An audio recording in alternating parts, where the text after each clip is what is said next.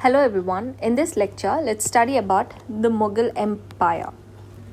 Mughal Empire was founded by Babur. His full name is Zahiruddin Babur. So remember that it is Zahiruddin Babur who found the Mughal Empire way back in 1526. Gradually, the empire started witnessing the expansion. That is, the Mughal Empire started becoming very mighty. The empire, in fact, had a lot of respect. People started respecting Mughals. It was very powerful empire. And this whole expansion started during the period of Akbar. So, to be precise, the expansion happened in the second half of the 16th century. But the expansion doesn't sustain. When Aurangzeb becomes the emperor, the empire started witnessing the decline. That is, with the coming of the Aurangzeb, the Mughals started declining. Aurangzeb passed away in the year 1707 and he was born in the year 1658. It is important for us to remember that Delhi was one of the most important power center of the Mughals basically tried to centralize their administration, and for this they have declared Delhi to be one of the most important strategic site. So Delhi was absolutely powerful territory of this Mughal empire. And this, to be precise, happened in the first half of the 16th century.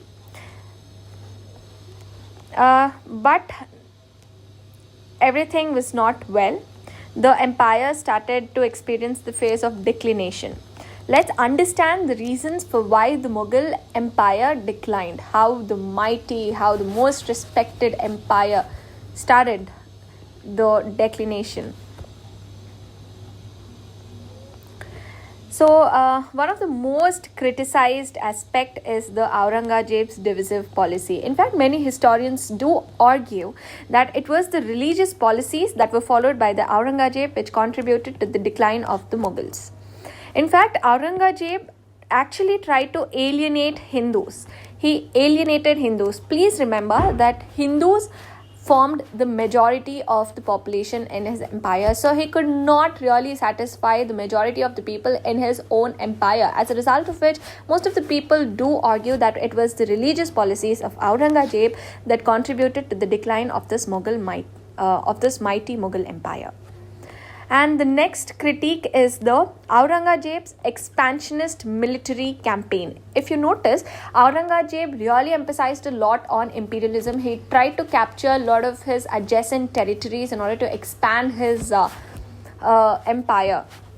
Remember that it was Aurangzeb who tried to capture Bijapur and he tried to capture Golconda. In fact, he also became successful. He captured Bijapur in the year 1685 and he captures Golconda in the year 1689. So remember that these two territories were captured in the later 1680s. Okay. So Mughals now tried to capture Bijapur and they also tried to capture Golconda. Remember that these two were the autonomous states and Mughals aimed to get control over these two places.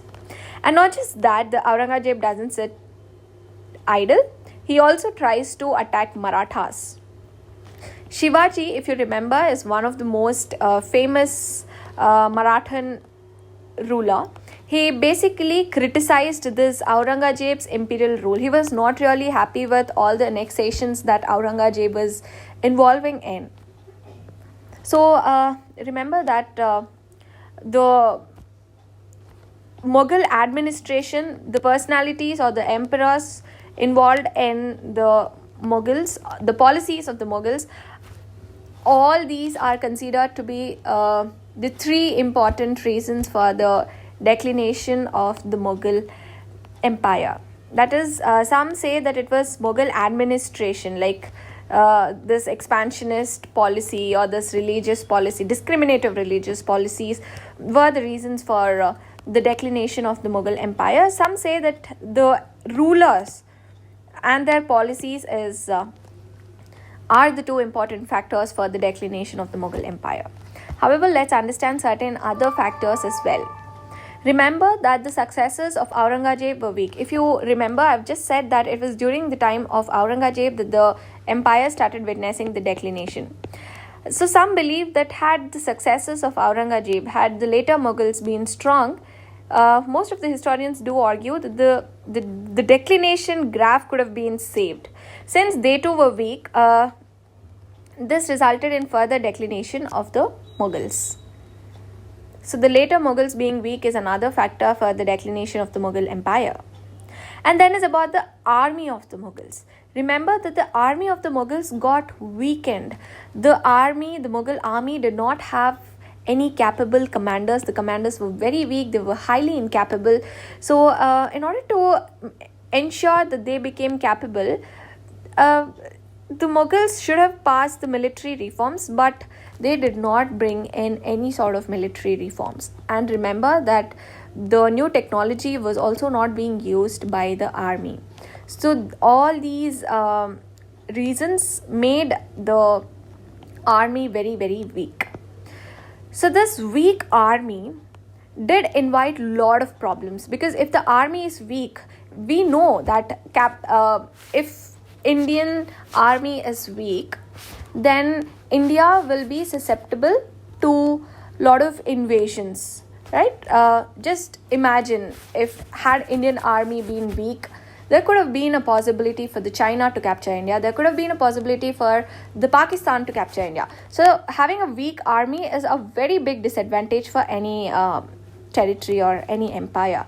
So this weak army of the Mughals did invite a lot of internal conflicts, and it made the foreign invasions very easy, because the foreigners now felt that since the army was weak, it was easy to capture the Mughal Empire. In fact, when Nadir Shah was the emperor, there was this Persian invasion on this Mughal empire. So when foreigners easily tried to annex the territories of the Mughals, it kind of eroded the prestige that the Mughals had, because now it was giving a gesture that there are other set of people who are more powerful than Mughals. Till now, everyone were of the opinion that it was just Mughals who were extremely, extremely powerful. They were very, very, very mighty and all. But since the foreigners came and captured them easily, the prestige of Mughals started being eroded. And not just that, the major important territory of the Mughal, being Delhi, was being robbed by Marathas. That is, the increase in the Marathan plunders during the 1738 can be considered to be another important reason for the declination of the Mughal Empire. That is, Marathas, definitely, of course, who were against the Mughal imperialism, as we've already seen here, that Shivaji did not like Aurangzeb's imperial rule. The Marathas basically went and they robbed Delhi, and Delhi being one of the most important places of this empire, and Delhi being robbed, this contributed to the decline of the Mughal Empire. So with this, I will end this lecture, and now I will recommend you to open the page number 1 of the book titled From Delhi to Partition and After, and I would suggest you to go through the page number 1 of this book. Thank you.